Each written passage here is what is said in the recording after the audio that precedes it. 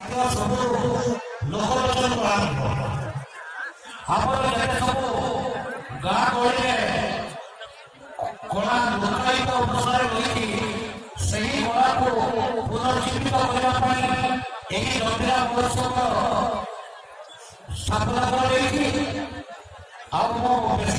समय नष्ट करने चाहूँगी। धन्यवाद धन्यवाद संजीव भाई। वर्तमान में अनुरोध करेंगे भुजानंद महात्मा महोदय को जटिला उत्सव बोर्ड वाइस प्रेसिडेंट भुजानंद महात्मा महोदय।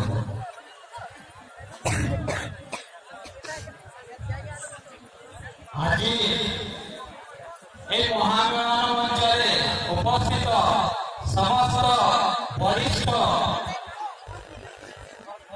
सभासदगण उपस्थित दर्शक जो पाठय कर आज महामेलन मंच दुलुटी उठुचे मंच परिवेशन समस्त शुभेच्छा जनाई आम